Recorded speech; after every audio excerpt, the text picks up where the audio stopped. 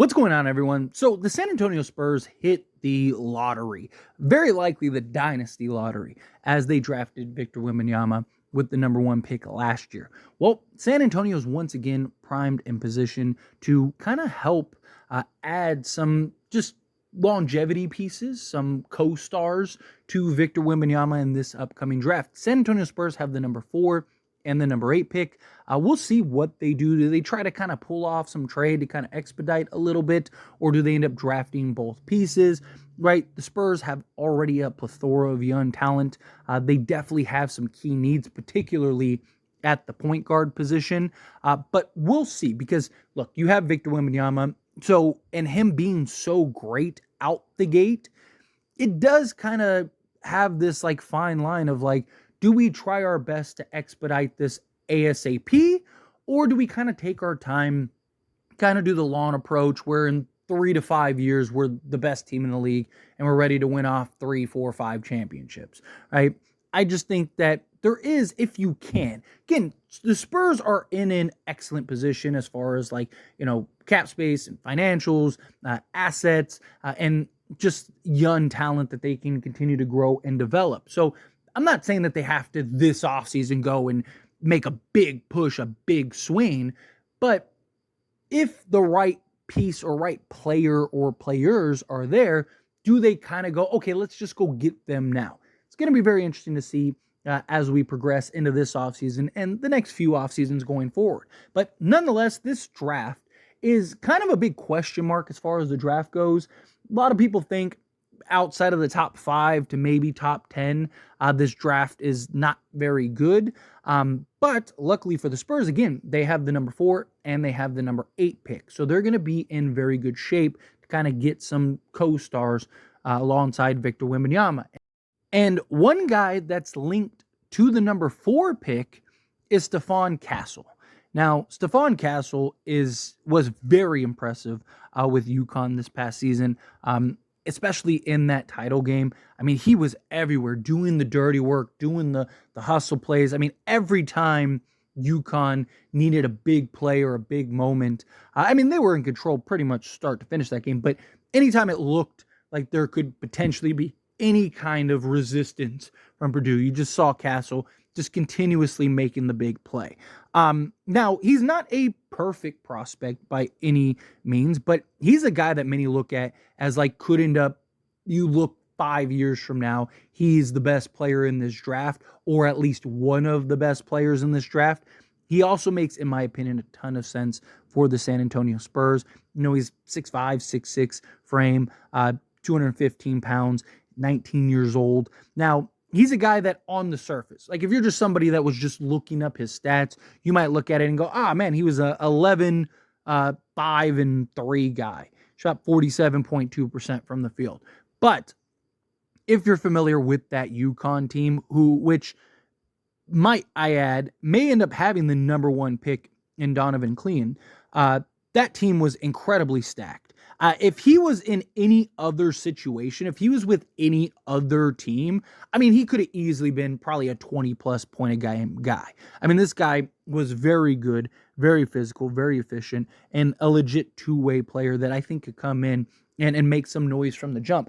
I'm not saying he's going to come in and be a 25, 5 guy out the gate, but he is a guy that you can see maybe getting there at some point. He's a guy that just has a ton of potential. Now, he definitely, like most young shooting guards that are coming into this league, 26.7% from three-point range isn't going to cut it, but he has the mechanics. He's a guy that you look at, shot 76% from the free throw line. So he's a guy that you can see he has the tools. That's usually kind of the barometer. Like, where is he as far as free throws go? If he's like 50% from the free throw line, it's like, no, he's not good.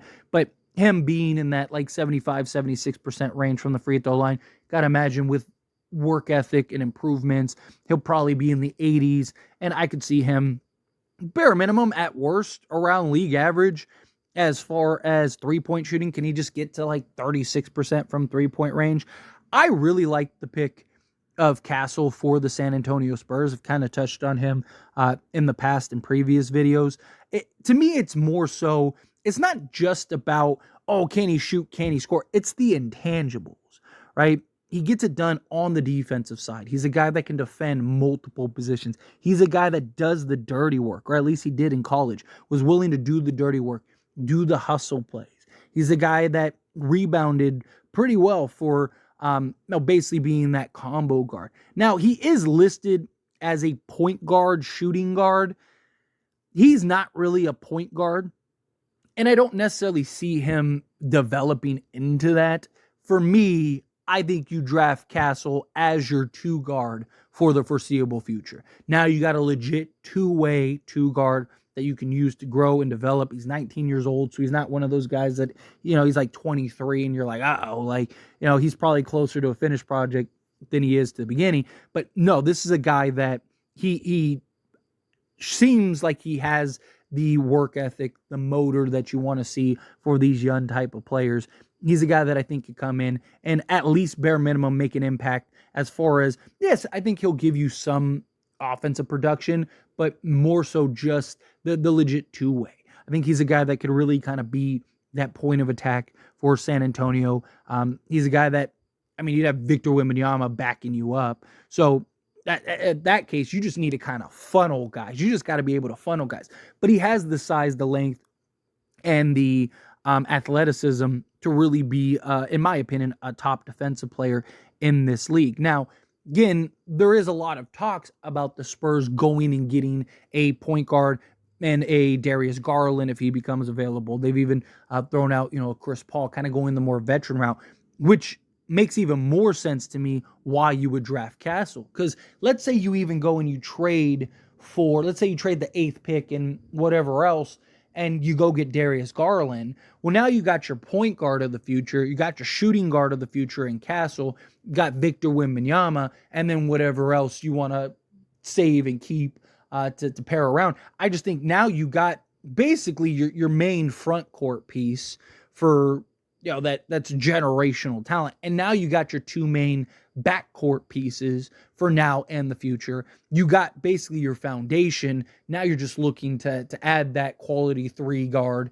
or 3, and then either get a power forward or a center to kind of complete this trifecta. But I think if Stephon Castle is there and he's there for the taking, I think that you gotta grab him personally. I don't think that you can leave him on the board. I think he's a guy that I think you'll look back and go, man, like we really missed. We really dropped the ball there. Now it is also possible that he ends up getting taken earlier, right?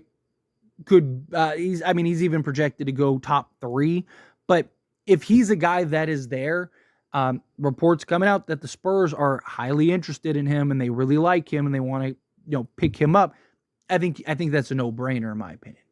Now, you have like Nikola Topic. He's a guy that, I, as like a point guard, I could see them, right? So like there's a couple mock drafts going around where with the number 4 pick, the Spurs are taking Stephon, and then with the number 8 pick taking Nikola, which with his injury history and his injury concerns, I can understand why he might fall to 8th, because there was talks about the Spurs taking him with the number 4 pick. But now with the injury concerns, I could see him dropping. And if you told me you came away with Nikola and Stephon, right, Castle and Topic, like to me that's a no-brainer. Like that's you won the draft in my opinion, right? Because I think those are two guys that many people think have potential to be stars, and could be looked back as 2 of the top 3 to 5 players in this draft, if not number 1 and number 2.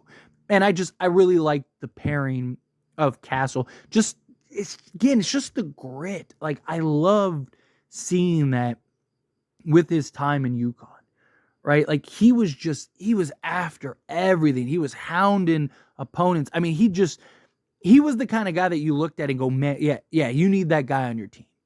And he's a guy, again, like if you're just looking at the surface and you're just looking at just kind of the stat, if you're just stat watching, you might think like, oh no, he's, he wasn't anything too special.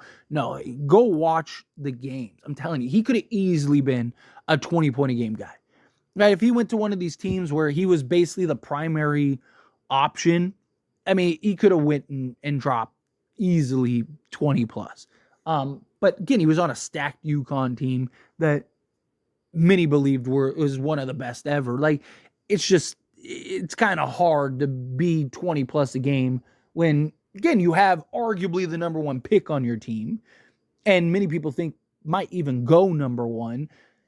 No, he's getting a lot of attention. He's getting a lot of play as well. And also the way that Uconn just played, right? Like they like to share the ball, move the ball, right? And he played within the system. I think he's a guy that, again, can come right in, would fit seamlessly, in my opinion, in the San Antonio Spurs system. I don't think he's a guy that you're going to get a ton of pushback for.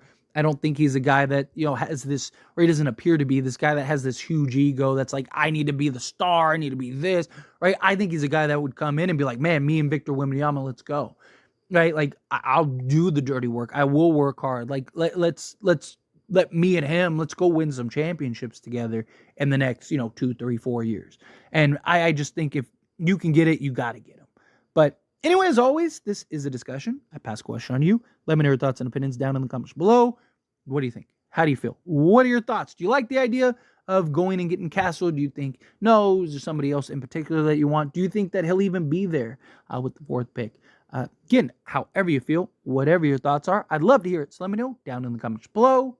That being said, if you haven't liked this video, hit that like button. Helps me a lot. Lets me enjoy these types of videos, and I truly appreciate it. Not subscribe to the channel, hit that subscribe button, turn on the bell notifications. Appreciate y'all. See you in the next one. Thank you.